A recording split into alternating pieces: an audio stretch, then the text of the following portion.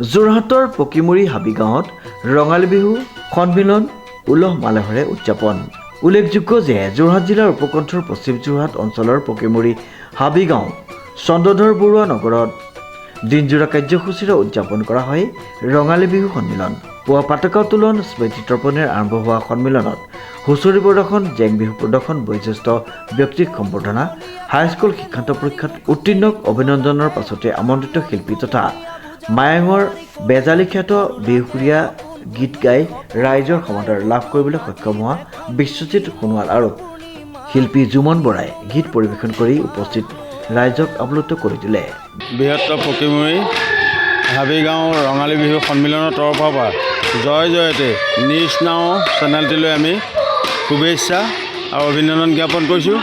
বৃহত্তৰ পকিমুৰি হাবিগাঁও ৰঙালী বিহু এই সন্মিলনখনিয়ে ধাৰাবাহিকভাৱে আজি 11টা আমি বিহু সন্মিলন পাতি আহিছোঁ। জয় জয়তে আমি অসম চৰকাৰলৈও ধন্যবাদ জনাইছোঁ যে আমাক অসম চৰকাৰে এই 3টা বছৰে তেওঁলোকে বিহু সন্মিলন অনুষ্ঠিত কৰিবৰ কাৰণে 1.5 লাখকৈ অনুদান দি আমাক যথেষ্ট উৎসাহিত কৰিছে।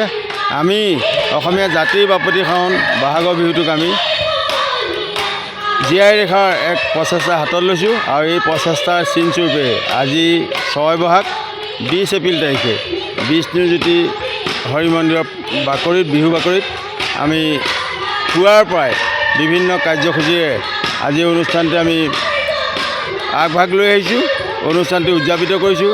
ইয়ালৈ আমি নিমন্ত্ৰণ জনাইছিলোঁ অসমৰ বিভিন্ন বিহু মঞ্চত খলকনি তোলা মায়াঙৰ বেজালী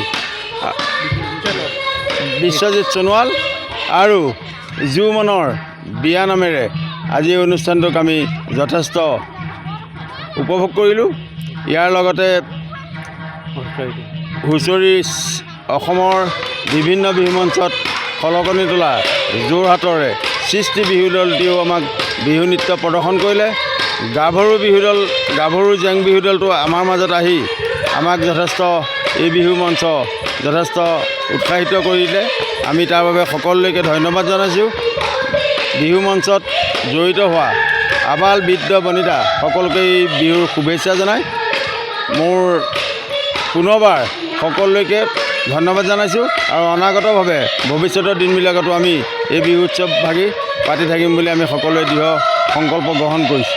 উল্লেখযোগ্য যে উক্ত অনুষ্ঠানতে শিল্পীগৰাকীক বিহু উদযাপন সমিতিয়ে সম্বৰ্ধনা জ্ঞাপন কৰে। কেইবাগৰাকীও বিশিষ্ট ব্যক্তিৰ লগতে স্থানীয় ৰাইজে অংশগ্ৰহণ কৰা অনুষ্ঠানটিত শিশু শিল্পীসকলে নিজৰ প্ৰতিভা প্ৰদৰ্শন কৰি সকলোকে অভিভূত কৰি তোলে। প্ৰশান্ত গায়নৰ ৰিপৰ্ট, নিউজ নাও।